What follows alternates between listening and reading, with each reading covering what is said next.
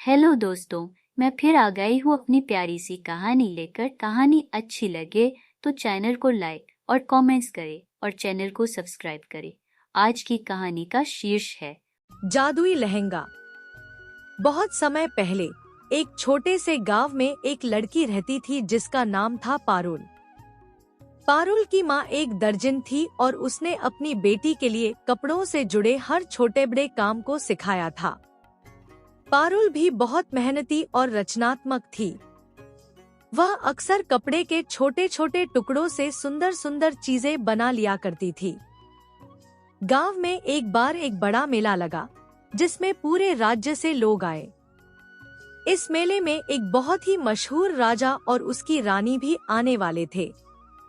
गांव के हर व्यक्ति ने अपने सबसे अच्छे कपड़े तैयार किए, लेकिन पारुल के पास पहनने के लिए कोई नया कपड़ा नहीं था।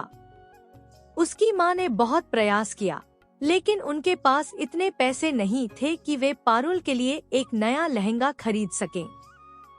पारुल ने सोचा कि क्यों न वह खुद ही अपने लिए एक लहंगा बनाए। उसने अपनी माँ से कपड़ों के पुराने टुकड़े मांगे और रात दिन मेहनत करके एक लहंगा तैयार किया। यह लहंगा साधारण नहीं था। इसमें पारुल ने अपनी सारी कला और प्रेम का इस्तेमाल किया था।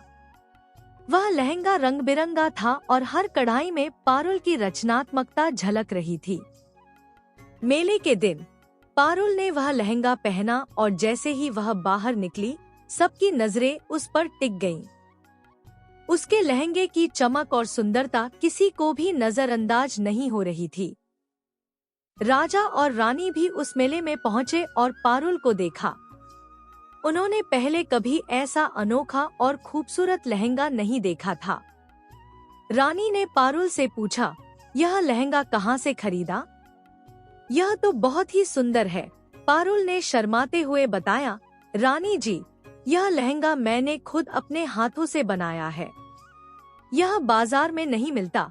रानी बहुत प्रभावित हुई और बोली, तुम्हारे हाथों में तो जादू है बेटी। यह लहंगा वाकई में जादुई है। राजा और रानी ने पारुल की प्रशंसा की और उसे अपने महल में आने का निमंत्रण दिया।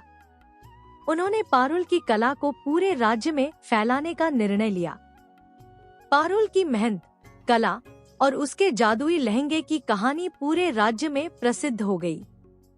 अब पारुल ने सिर्फ अपने लिए ही नहीं, बल्कि पूरे गांव के लोगों के लिए कपड़े बनाने शुरू कर दिए। उसका बनाया हर लहंगा लोगों के लिए खास और अनमोल होता था। पारुल का नाम जादुई लहंगा बनाने वाली के रूप में प्रसिद्ध हो गया और उसकी कला ने उसे एक नया जीवन दिया। पारुल ने सीखा कि असली जादू किसी वस्तु में नहीं, बल्कि हमारे अंदर की मेहनत, प्यार और रचनात्मकता में होता है। इसी जादू ने उसे साधारण से असाधारण बना दिया और उसकी कहानी ने हर किसी को प्रेरित किया।